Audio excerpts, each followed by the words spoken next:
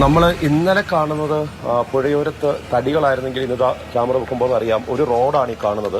Road മുഴുവൻ വലിയ പാറക്കല്ലുകൾ വീണ് അടിഞ്ഞിരിക്കുകയാണ്.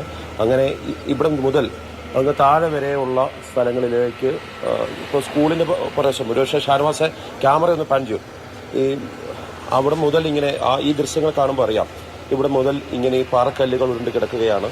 അങ്ങ് ദൂരെയായിട്ട് കാണുന്നതാണ് സ്കൂള്. ആ സ്കൂളിൽ അവിടം വരെയുള്ള സ്ഥലങ്ങളിൽ വാഹനങ്ങളും മറ്റുമായി മാറിക്കിടക്കുകയാണ്. ഇപ്പോൾ ഇവിടെ താമസിച്ചിരുന്ന പലരും ഇവിടെ ഇല്ല. അവർക്കൊന്നും തന്നെ രക്ഷപ്പെടാൻ സാധിച്ചില്ല എന്നാണ് അറിയുന്നത്. ഇപ്പോൾ നമ്മുടെ കൂടെ ചേട്ടനുണ്ട്. മകളെ ഇവിടെയാണ് കെട്ടിച്ചിരുന്നത്.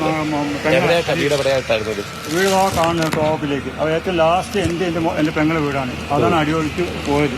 എൻ്റെ വീടാണ്. പെങ്ങൾ മേലെ കടന്നിട്ടുണ്ടായത്. പെങ്ങളും അളിയനും മോന് പുറത്തുണ്ടായത്. ചെറിയൊരു മോളുണ്ട്. അപ്പോൾ തലയ്ക്ക് കുറച്ച് സുഖമില്ലാതെ അവൾ പടിയത്തറ ഹോസ്റ്റലിലാണുള്ളത്. അപ്പോൾ എൻ്റെ അമ്മേൻ്റെ കൈ കൂട്ടിയിട്ട് അമ്മേനെ കൂടി ഞാൻ എൻ്റെ ക്യാമ്പിലേക്ക് ആക്കിയപ്പോൾ എൻ്റെ അവിടെ പോലീസ് ഉദ്യോഗസ്ഥന്മാർ പറഞ്ഞ് നിങ്ങൾ ബേജാറാണ്ട, നിലമ്പൂരിൽ ബോഡി ഉണ്ട്, നിലമ്പൂരിൽ ബോഡി വരുന്നുണ്ട്, നിലമ്പൂരിൽ ബോഡി വരുന്നുണ്ട്. ഇന്നലെ രാത്രി വരുന്ന ബോഡി എൻ്റെ പെങ്ങളില്ല. ഇങ്ങനെ മനസ്സ് മുടിക്കുകയാണെങ്കിൽ ഇപ്പോൾ സ്പോട്ട് കാണിച്ചാൽ ഒരു ഇറ്റാച്ചിയും കൂടി മുകളിലേക്ക് പോകുന്നു. വേറെ നമ്മൾ നിവൃത്തിയില്ല.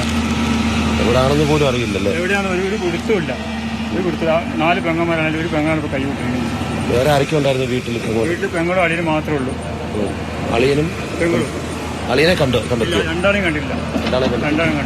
ഇനിയിപ്പം ഈ ഇറ്റാച്ചി കൂടി വീട്ടിലെ സ്പോട്ടിൽ നിന്ന് മാറ്റി നോക്കാൻ താല്പര്യം ഈ ഇറ്റാച്ചി അവിടെ നോക്കുമ്പോൾ മാത്രമേ അറിയാൻ പറ്റും. വീട്ടിൽ അടിയിൽ കിടന്നോ മുകളിൽ കിടന്നോന്ന് അറിയില്ല. 9:30 മണിക്ക് ഞാൻ വിളിച്ചിട്ടുണ്ട്.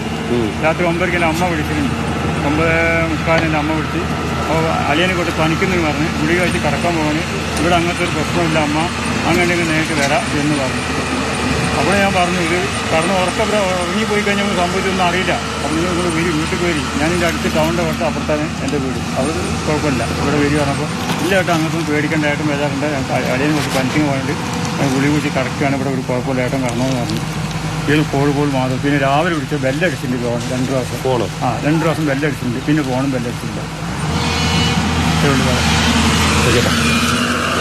സ്വാഭാവികമായിട്ടും ഈ ഒരു അവസ്ഥയിലാണ് ഇവിടുത്തെ ഭൂരിപക്ഷം ജീവനുള്ള ജനങ്ങൾ മുഴുവൻ നമ്മുടെ. കാരണം ഉറ്റവരെല്ലാവരെയും കാണുവാനില്ല.